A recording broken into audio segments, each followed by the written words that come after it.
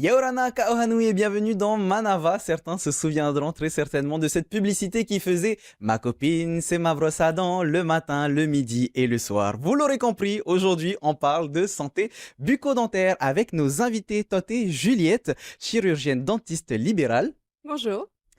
Toté Claire, orthodontiste libérale, Yorana. Toté Michael, chirurgien dentiste à l'hygiène dentaire Bonjour. et enfin Terupe Drolé, patiente. Bonjour. Michael, on va commencer avec toi. Est-ce que tu peux nous parler du service d'hygiène dentaire? Où est-ce que c'est et comment est-ce qu'on fait pour y aller? Bon, le service d'hygiène dentaire est un service public et les soins sont gratuits. On soigne essentiellement les enfants jusqu'à 18 ans et on est présent un petit peu partout dans tous les archipels de la Polynésie française. Est-ce qu'il y a des prérequis pour pouvoir y aller? En fait, c'est que les enfants en fait jusqu'à 18 ans. C'est seulement dans les archipels où il n'y a pas de dentiste privé que les adultes peuvent aussi se faire soigner à l'hygiène dentaire. Et c'est essentiellement normalement les enfants. Ensuite, on parle de dentiste, de chirurgien dentiste, d'orthodontiste. Claire, quelle est la différence entre chaque métier? Alors, le chirurgien dentiste et le dentiste, en fait, c'est la même chose. Le dentiste, c'est juste pour simplifier dans la parole quotidienne. L'orthodontiste, lui, donc, c'est un chirurgien dentiste qui s'est spécialisé en orthodontie. C'est quoi l'orthodontie? Alors, l'orthodontie, il y a deux grandes parties. Il y a l'orthopédie dentofaciale. L'orthopédie, c'est tout ce qui va agir sur la croissance. Donc là, on va agir sur les enfants, sur le squelette. Et la partie orthodontie, on est plus sur l'alignement des dents. Donc, il y a un rôle qui est esthétique, mais aussi fonctionnel. Qu'est-ce qui t'a attiré dans ce métier? Le contact avec l'humain et puis surtout les enfants, même si on a aujourd'hui de plus en plus d'adultes qui ont recours à l'orthodontie. La même question pour toi, Juliette. Qu'est-ce qui t'a attiré dans ce métier? Toi, tu es chirurgienne dentiste. Moi, c'est comme Claire, c'est le contact avec les gens et le fait de faire un métier manuel très pratique qui me correspondait bien. Partons maintenant sur le constat concernant la santé bucco-dentaire en Polynésie française. Quel est ton constat à toi? Mon constat, c'est qu'il y a encore beaucoup de travail à faire sur les bonnes habitudes d'hygiène et les bonnes habitudes alimentaires chez la population en Polynésie, dans la population. Et qu'on est là pour ça. On est là pour donner des bons conseils, pour donner de bonnes habitudes chez l'enfant et chez l'adulte. Oui, parce que l'alimentation, tu en parlais juste avant, l'alimentation a un impact important sur la santé bucco-dentaire. Oui, très important. On va en parler un peu plus en détail. Juste avant, on termine notre tour de table avec Terupe. Quel est ton traitement actuel? Alors, pour l'instant, j'ai eu un premier traitement en 2013 avec pose d'appareil et une opération, une ostéotomie mandibulaire. Oula, Et- alors déjà, qu'est-ce que c'est une ostéotomie mandibulaire, c'est ça? C'est une avancée de la mâchoire inférieure. D'accord. Et pourquoi avoir fait ce traitement? Parce que suite à la pose de mon appareil, on s'est rendu compte que ma mâchoire inférieure était trop en retrait. Et tu as fait un autre traitement? Non, mais du coup, j'aurais pu avoir des problèmes d'articulation et pour mâcher plus tard. Donc, du coup, j'ai décidé de faire cette opération. Quel a été ton déclic pour engager ce traitement? Les sous. C'est-à-dire, Quand j'ai pu avoir des sous et m'offrir ma pose d'appareil, je l'ai fait. Michael, on parlait du constat juste avant, positif ou négatif. Est-ce que tu peux nous en parler toi aussi? Est-ce que l'alimentation... L'alimentation a vraiment un grand rôle dans l'état bucco-dentaire de la population en Polynésie française parce qu'il y a quand même une grosse consommation de produits sucrés. Mhm. De chocolat, des bonbons, surtout les boissons sucrées, le jus, le sirop et surtout les boissons gazeuses, les sodas, parce qu'en plus d'être sucrés, ils sont acides. Et c'est l'acide qui est dangereux pour les dents. Quel est l'impact concrètement sur les dents? Qu'est-ce que ça fait aux dents finalement? La dent se désagrège, la dent est attaquée par la carie. Le sucre favorise la formation de la carie, puis ça fait des trous dans les dents, et puis après, la dent peut être totalement détruite. Juliette nous disait tout à l'heure qu'il y a des règles de base. Est-ce que tu peux nous les rappeler? Le règle de base, c'est déjà un bon brossage. Il faudrait que toute la population en fasse environ trois fois dans la journée, et surtout le soir avant de se coucher, parce que c'est la nuit que plutôt les caries se forment. Oui, vas-y. Parce que la nuit, en fait, il n'y a plus de salive qui coule et qui nettoie naturellement les dents. Dans la journée, la salive coule et nettoie naturellement les dents, et la nuit, ça s'arrête. Donc si on ne se brosse pas les dents le soir, le sucre va rester sur les dents et c'est là que ça va déminéraliser les dents. Allons vraiment dans le détail avec Juliette. Je vois que devant toi, tu as, on appelle ça comment, un dentier? Non, c'est un modèle. C'est un C'est modèle, juste un tout modèle. simplement. Est-ce que tu peux nous montrer les conséquences que peuvent avoir une mauvaise santé Alors, là, bucco-dentaire? vous pouvez voir des caries qui ont été simulées sur des fausses dents en résine. Où, les Parle bactéries bien se devant sont... ton micro, Pardon. excuse-moi. Les bactéries se sont développées à cause du sucre, comme disait Michael, jusqu'à former carrément des trous dans les dents. Ces trous peuvent être superficiels ou alors ils peuvent devenir profonds et commencer à infecter les racines. Là, c'est l'abcès, la rage de dents. Donc, c'est pour ça que pour les éviter, on recommande de diminuer sa consommation de sucre et d'avoir un brossage efficace.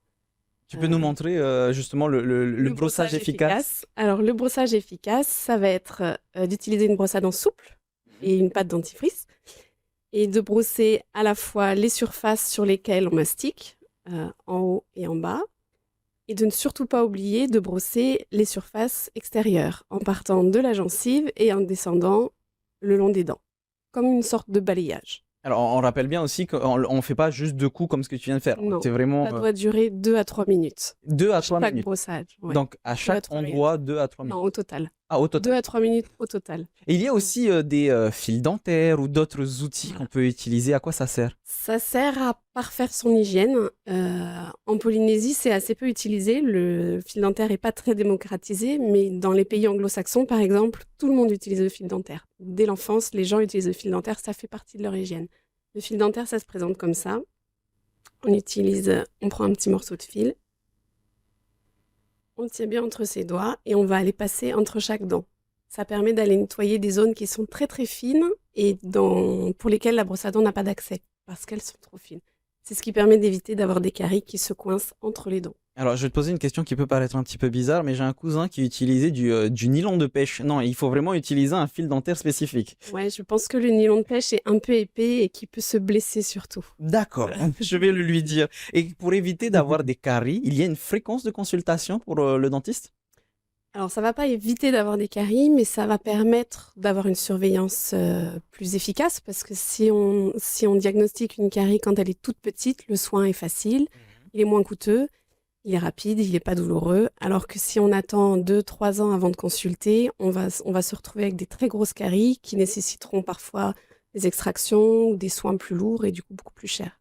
Donc la fréquence qui est recommandée actuellement, c'est tous les 6 mois. Est-ce que c'est la même chose, Claire, pour l'orthodontie? Est-ce qu'il y a une fréquence aussi pour aller voir un orthodontiste? Alors, c'est pas une fréquence, c'est plutôt le moment de venir consulter. Alors là, le service d'hygiène dentaire fait vraiment bien son travail parce qu'il fait beaucoup de dépistage. En général, ils donnent des mots aux enfants qui doivent les transmettre aux parents, qui leur indiquent qu'il faut venir nous consulter. Ensuite, donc l'âge en général, on peut les prendre tout petits, dès 5-6 ans, quand on a des problèmes orthopédiques, donc des déficits de croissance, si on veut faire grandir une mâchoire dans un sens ou dans un autre. Aussi pour intercepter des petits problèmes, par exemple des enfants qui ont des dents trop en avant, qui risqueraient de fracturer leurs dents. Donc essayer de les rentrer à l'intérieur de la bouche. On peut le faire chez les jeunes, même quand il y a encore des dents de lait, des dents qui sont en articulé inversé, qui mordent à l'envers l'une par rapport à l'autre, parce qu'on peut avoir de l'usure dentaire abîmée, et puis des mâchoires qui vont grandir sur le côté pour compenser la malocclusion. Et puis après, sinon, quand on a réglé les problèmes orthopédiques, on peut attendre à ce moment-là les dents définitives pour faire les traitements définitifs. Et là, donc, on est plus aux alentours de 10-12 ans selon l'arrivée des dents, selon les enfants en fait. Il y a des idées reçues autour de, par exemple, la tétine ou les enfants qui sucent leur pouce. Est-ce que les dents vont obligatoirement aller vers l'avant? Alors oui, le pouce et la tétine, ça crée c'est des parafonctions, c'est pas naturel. Et du coup, ça va créer des déformations. Après, les déformations, elles sont inégales d'un enfant à l'autre. Un enfant qui suce son pouce de manière très active va beaucoup se déformer, alors que d'autres le seront moins. Et donc, c'est bien de consulter et c'est bien d'intervenir le plus tôt possible pour arrêter les parafonctions. Est-ce que ça agit aussi même sur les dents définitives? Bien sûr. D'accord, Oui. donc même si, par exemple, bon, j'ai pas de tétine, mais si par exemple j'utilisais une tétine aujourd'hui, je pourrais avoir les dents qui iraient vers l'avant. Oui. Est-ce que, Teroupé, toi, tu as eu des traitements orthodontiques? Est-ce que tu sens les changements aujourd'hui? Bien sûr. Quels Bien sûr. sont-ils? Il y a la pose du fil de contention à la suite, quand on te retire les bagues, pour que tes dents ne bougent plus. Seulement, j'ai pas eu ce fil, donc en 10 ans, mes dents ont bougé, c'est pour ça que j'ai encore un appareil sur les dents du bas. Mais on sent qu'elles bougent Et rapidement. pourquoi tu as voulu faire ce traitement orthodontique? Qu'est-ce que tu attends? D'avoir un sourire presque parfait, Et aujourd'hui, petit à petit, est-ce que tu vas vers cet objectif? bien sûr.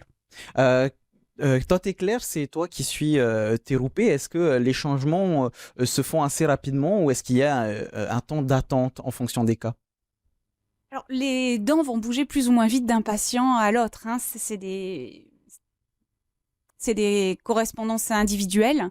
Après, dans le cas de Terroupé, elle a eu un traitement il y a 10 ans avec une chirurgie parce que malheureusement, elle n'a pas pu avoir accès aux soins lorsqu'elle était plus jeune pour des raisons financières. Et du coup, elle a pu se l'offrir à l'âge adulte. Mais comme on n'a pas pu faire grandir sa mâchoire avec des élastiques lorsqu'elle avait 12 ans, elle a été obligée de subir une intervention chirurgicale. Et si elle avait un fil, mais qui a bougé pendant 10 ans. Et donc, comme ses dents ont un petit peu bougé, elle a été réappareillée là juste pour parfaire le résultat parce que malheureusement, les dents bougent toute la vie. C'est pas lié au traitement d'orthodontie, c'est lié au vieillissement, tout simplement. Alors, toi, Michael, on peut le voir quand on est adulte, on peut s'offrir des traitements dentaires ou sur le long terme. Mais vous travaillez en amont avec les enfants. Qu'est-ce que vous leur dites? Comment est-ce que vous faites de la prévention? Déjà, on passe dans les écoles tous les ans. Donc, tous les ans, obligatoirement, les enfants sont vus par l'hygiène dentaire. Les parents n'ont pas besoin de nous emmener les enfants à l'école. Nous, on va dans les écoles, soit dans une caravane, ou soit on cherche les enfants à l'école et on les emmène au centre dentaire. Donc, on les voit obligatoirement au moins une fois par an. Donc, c'est là qu'on peut diagnostiquer s'il y a un problème orthodontique. Et à ce moment-là, nous, personnellement, on ne peut pas le faire en caravane, mais on peut faire un petit mot qu'on donne aux parents et voilà, on encourage les parents à aller voir un orthodontiste, une première consultation pour voir s'ils peuvent déjà intervenir assez tôt. Comment est-ce que ça se déroule, ces visites? Qu'est-ce que vous vérifiez concrètement? Déjà, les enfants, ils viennent sur notre fauteuil dentaire, ils ouvrent la bouche et puis on regarde si tout va bien en bouche, on cherche s'il y a des caries. Voilà, on fait aussi de la prévention au niveau on met du fluor en fait, soit sous forme de gel, soit sous forme de vernis. Mhm. Et on a aussi des hygiénistes en fait. On n'est pas le dentiste n'est pas le seul à intervenir dans les écoles en fait. On a des hygiénistes qui sont en permanence pendant le temps scolaire, qui sont à l'école. Donc ils apprennent aux enfants à se brosser les dents, qu'est-ce que c'est la carie, et aussi l'hygiène alimentaire, qu'est-ce qu'il faut manger, qu'est-ce qu'il faut pas manger, qu'est-ce qu'il faut faire, voilà. Alors, tu viens de nous parler du fluor. On entend Oui. beaucoup ce terme. À quoi ça sert le fluor? Le fluor, ça sert à renforcer les dents. Mhm. En fait, ça se fixe sur l'émail des dents ou sur la dentine, et les dents sont un peu plus dures. Il y en a aussi dans le dentifrice, donc c'est pour ça que c'est important que les enfants se brossent les dents à la maison. Et il y a aussi un apport de fluor. C'est pas simplement enlever la plaque bactérienne sur les dents, c'est aussi mettre du fluor qui va renforcer les dents. Ça faisait partie de ma prochaine question. Je me souviens qu'à l'école, on mettait un liquide qui permettait de voir le brossage des Oui, dents. ça C'est s'appelle- important. on appelle ça le révélor et on l'utilise encore actuellement. C'est important le brossage des Bah, dents bah, chez ça- les enfants en particulier? Oui, c'est très important. Mais le révélor, on met ce produit-là sur les dents des enfants, ils se brossent les dents. Et si le brossage il a été mal fait, et ben les dents sont encore colorées par ce produit révélor. Donc, ils savent qu'ils ont mal fait. Ils voient visuellement en fait qu'ils ont mal brossé leurs dents. Alors Juliette, est-ce que la peur du dentiste, c'est le principal obstacle pour ces traitements? Je pense que c'est un des principaux obstacles, oui. Après, je dirais que dans le libéral, le principal obstacle, c'est l'obstacle financier. Mhm. Voilà, on a la chance d'avoir un système de sécurité sociale où la CPS fait l'avance des soins de 70%, donc ça permet maintenant aux gens d'avoir un peu plus de facilité d'accès financier à leurs soins. Mais la peur du dentiste est encore un peu présente, ouais. Même si c'est moins le cas qu'avant. Comment est-ce qu'on peut les rassurer? Il faut qu'ils viennent, qu'ils se rendent compte qu'on ne travaille plus comme il y a 50 ans, qu'on utilise des anesthésies, qu'on prend le temps de discuter, de les rassurer, d'expliquer les choses, d'expliquer les traitements qu'on fait, et puis ils se rendent compte au bout d'une ou deux séances que en fait tout se passe bien, et après la peur disparaît. Alors, ça fait plaisir de voir parce que tu parles doucement, tu es apaisante, parce qu'on a toujours cette caricature du dentiste, tu sais, qu'on voit à la télé, dans les films, etc., qui te charcute la dentition. Est-ce que c'est le cas aujourd'hui? Moi, je pense que c'est comme dans toutes les professions. Tu as des gens qui prennent le temps de faire les choses, et puis il y a des gens qui sont peut-être un petit peu moins empathiques et un petit peu moins doux. Mais on tend quand même vers une profession où il y a on prend plus en charge l'humain qu'avant. Toi, tu es clair, on sait que les traitements, on vient de le dire avec Juliette, peuvent être parfois onéreux. Mais quelles sont les conséquences des problèmes bucco-dentaires qui peuvent être encore plus onéreux? Alors, si on ne se fait pas traiter dans l'enfance pour prendre en charge les problèmes squelettiques et faire jouer la croissance, ben, le problème, c'est qu'à l'âge adulte, on est limité sur nos thérapeutiques. Donc, on va être obligé soit de faire du compromis. Donc, en gros, on ne va pas pouvoir traiter comme on voudrait le faire, ou alors d'aller sur des thérapeutiques beaucoup plus lourdes, comme de la chirurgie, par exemple. Le fait de ne pas traiter, on peut avoir des usures dentaires accentuées, on peut avoir des mobilités dentaires, on peut avoir des douleurs musculaires et articulaires, parce qu'on vit dans une société de plus en plus stressante. Donc avec une malocclusion, un petit peu de stress, on va grincer des dents, et puis on va s'abîmer nos articulations, et avoir des douleurs qui peuvent se répercuter aussi sur tout le corps, au niveau des cervicales, au niveau du dos. Donc c'est pour ça que c'est important de consulter jeune et de prendre en charge au bon moment. J'en profite justement pour dire que la CPS prend en charge l'orthodontie, malheureusement pas à 100%, mais si l'on débute les soins avant les 16 ans. Donc je recommande vivement de prendre contact avec son orthodontiste avant les 16 ans pour profiter de cette petite prise en charge. Et pour les gens qui n'auraient pas les moyens de s'offrir ces traitements, parce que c'est vrai que c'est un coût qui n'est pas négligeable, la CPS rembourse à peu près 30% des soins orthodontiques. On a quand même aujourd'hui les affaires sociales qui jouent un rôle fondamental, et on arrive, pour certains enfants de milieux défavorisés, à obtenir des prises en charge qui sont quasiment l'équivalent de 100% du traitement. Mais ça demande aux parents donc de se motiver, et on a quand même des super agents aux affaires sociales qui les accompagnent. Roupé, toi, quand tu étais plus jeune, est-ce que tu n'avais pas envie ou tu n'avais pas pu te faire soigner J'avais peur, Tu avais peur, tout simplement. C'est ce qu'on parlait avec Juliette, tu avais peur du dentiste? complètement. Pourquoi? Parce qu'on était encore au temps de la fraise et qu'on D'accord. l'entendait dans la salle d'attente. Donc, la peur du dentiste. Est-ce que tu as appréhendé, maintenant que tu es adulte, est-ce que tu as appréhendé un petit peu tes Dans la traitements? première visite, bien évidemment, hein, mais quand tu tombes sur de bons orthodontistes, la peur, elle s'en va vite. Alors, quels sont les principaux obstacles? On vient de parler, hein, il y a la peur, mais Michael, est-ce qu'il y a d'autres obstacles, hormis, comment dire, le coût de ces traitements et aussi la peur, par exemple, dans les îles, tu nous en parlais tout à l'heure. Dans les îles, il y a beaucoup d'îles en Polynésie française qui n'ont pas de dentiste, ni de dentiste privé, ni de dentiste hygiène dentaire. Donc c'est ça, c'est qu'ils n'ont pas accès aux soins. Ils sont sur leur île, mais il n'y a pas de dentiste. Comment vous faites pour Bah, que ces en fait, gens aient accès? par exemple, au Tuamotu, il y a 3 centres dentaires et les dentistes de l'hygiène dentaire, en fait, essaient d'aller au moins une fois par an sur chaque atoll. Mhm. Donc, c'est qu'à ce moment-là que les patients peuvent se faire soigner. Ou alors, quand le dentiste n'est pas là et puis ils ont besoin de soins dentaires, en fait, ils sont obligés de venir sur Tahiti ou alors d'aller sur l'île la plus proche qui a un centre dentaire. Admettons qu'il y ait une personne qui vive dans les îles, justement, qui n'est pas souvent accès à ses soins dentaires, mais qui a une hygiène dentaire irréprochable. Il se brosse les dents tous les jours, 3 fois par jour, pendant plus de 2 minutes, comme nous disait Juliette. Est-ce qu'il est obligé d'aller voir un dentiste à un moment donné? Non. S'il a jamais eu de carie, il se brosse correctement les dents et son hygiène alimentaire elle est correcte, il n'a pas besoin d'aller voir un dentiste. Il va pas y aller spontanément. D'accord. C'est pour ça que nous, les enfants, en fait, ils vont pas venir spontanément chez nous. Nous, on les voit en milieu scolaire. Juliette, est-ce qu'il y a des prédispositions de certaines personnes à avoir plus de caries que d'autres personnes? Bien sûr, comme pour toutes les parties de notre corps, on a des susceptibilités à la maladie qui sont différentes d'une personne à l'autre. Il y a des gens qui vont avoir un émail moins dense ou plus fin et qui va être plus fragile à la carie. Il y a des gens qui ne se brossent pas bien les dents du tout, qui mangent des cochonneries et qui n'ont pas de carie. Et il y a des gens qui se brossent les dents 2-3 fois par jour et qui ont quand même des caries. Donc, c'est vraiment dépendant de chaque individu. Comment est-ce qu'on fait pour savoir si on est plus à même à avoir des caries ou On va pas? consulter son dentiste. Tout simplement.